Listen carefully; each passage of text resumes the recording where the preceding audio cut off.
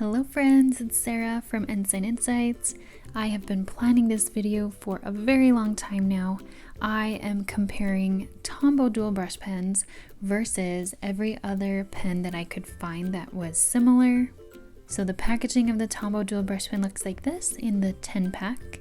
Next we're comparing the Artist Loft brush pens. These ones are probably the most similar. I don't have a pack of them because I just buy them individually at Michael's. And next I'll be comparing the Marvy Le Plume II brush pens. It's a pack of 12. And then there is the Staedtler marsgraphic Duo. I have the pack of 18. And here is proof that I got it for $7 because it is so inexpensive. And last we have the Crayola brush pens. It comes in a tin. They are actual brush pens by Crayola. First, I just want you to watch them in real time and you can hear how squeaky they are and how they compare to each other.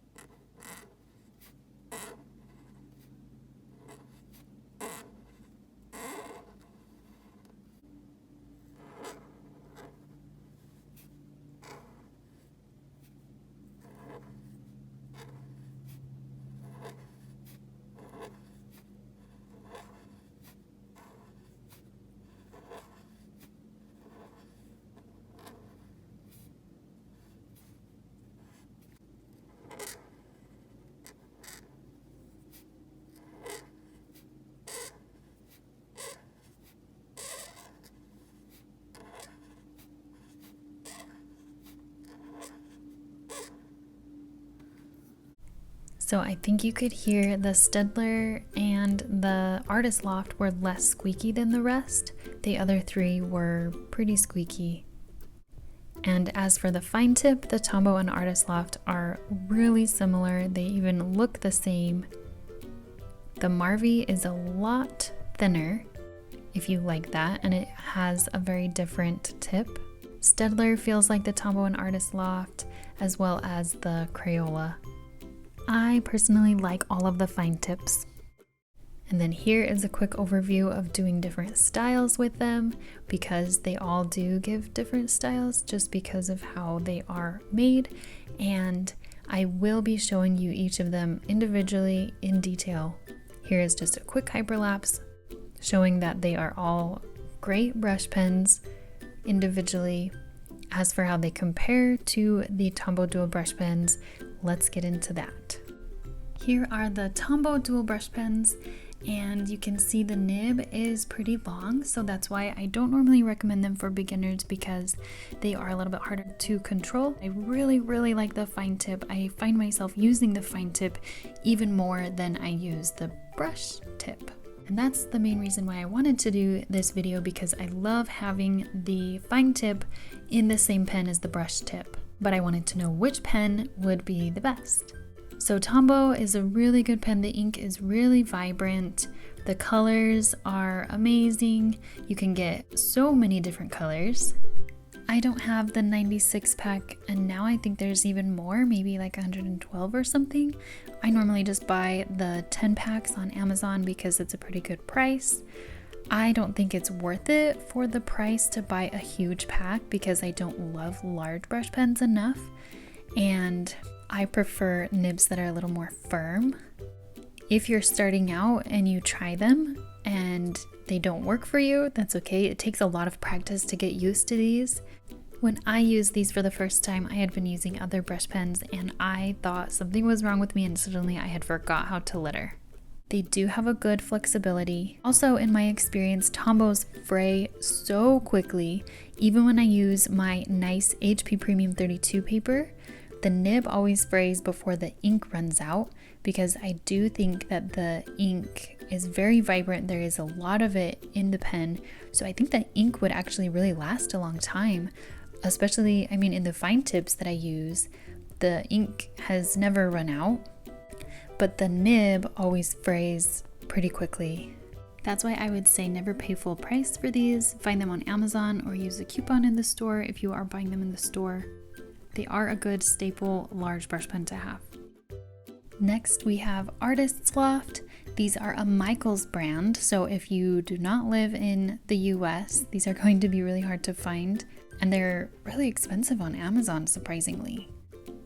But if you see them at Michaels, they are cheaper than Tombow's, and you can see they look almost exactly the same. The nib length, the fine tip. I would suggest you buy one of each because at Michaels you can get them individually and then see what you prefer, because you can get a pack of Tombow's on Amazon for cheaper than a pack of Artist Loft at Michaels. But if you are at Michaels, Tombow's are definitely more expensive than the Artist Loft. Or if it's on sale, it might be about the same price as the Amazon Tombow's. But I personally actually like the nib of Artist Loft better. It is smoother and slightly easier to control, even though it does seem like it's about the same length. But it doesn't squeak as much, and I think that's because it is smoother.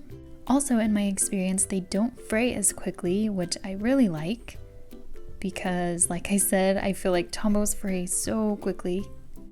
However, I think the colors of the ink of Tombow is more vibrant and more inky. So I guess the ink might wear out faster in Artist Loft, but the nib is better. So it's a give and take. That's why I'd say buy one of each and decide which one you like better, because some people would prefer the Tombow and are so loyal to Tombow, and then other people would prefer the Artist Loft no matter the price. I only have 7 of the Artist Loft colors because I just chose the colors that I liked and knew that I would use, and that would be sufficient for how often I use large brush pens, since, like I said, I don't really do large brush pens as often as other people. These feel almost the same as Tombow, just I do like the nib better. The fine tip is comparable to the Tombow, either one. They're basically the same size and the ink quality seems pretty good. I will show you some blending a little bit later. The Marvy Le Plume II are interesting because, first of all, I don't know why it's called that. Are they number 2 of something? Why are any brush pens called what they're called? They're all weird, but these ones to me just seem weird. But I really love the Marvy Color In, and these are the same brand, but they're actually very different. I'll link to my video about those if you have never heard of them. The Marvy Le Plume nib is very firm, so it's kind of hard to get really thick downstrokes. You have to push really hard and the nib almost gets stuck on the paper instead of gliding smoothly. If you are heavy-handed and struggle with the soft Tombow nib, you might actually really like these. That is something that I have heard from my Instagram followers, that people who don't like Tombow Dual Brush pens actually really like these. They are a lot more firm than the Tombow, and I think a lot more durable. I don't see these ones fraying anytime soon. Also, if you like thinner downstrokes, so not as thick and chunky of letters, and you like not as much of a contrast between the thick and thin, these would be perfect for you. So that is definitely the style that I would be using whenever I use these, because it does look really elegant, really good.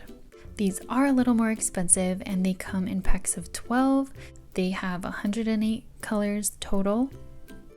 I got mine on sale from Blick. The fine tip isn't my favorite. It's a lot thinner, so maybe that would be good for bullet journaling or smaller letters. But normally with my lettering, I like to use the little bit bigger fine point, like on the Tombow or Artist Loft. I wanted to show you here that you can get really thick if you push really, really hard, and it is hard. I don't know if you can tell from the video that I am kind of struggling to get the downstrokes this thick because the brush is pretty firm.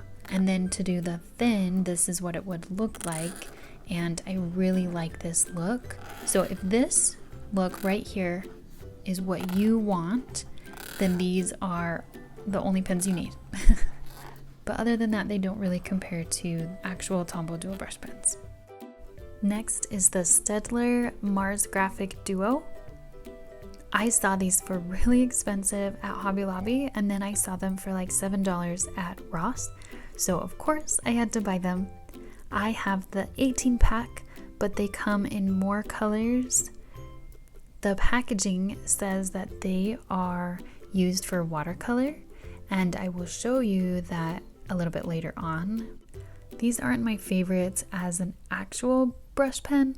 The nib is shorter, so I thought I might like it because normally shorter nibs are easier to control than longer nibs like the Tombow Dual Brush Pen, but it's not very flexible and it doesn't bounce back that well, so it's just not a very bouncy nib. They're definitely not worth the price in the store like at Hobby Lobby, but it was worth it for $7, especially since it does look pretty good as watercolor. And the ink is very vibrant. I love the colors. I feel like a lot of ink comes out, which I love.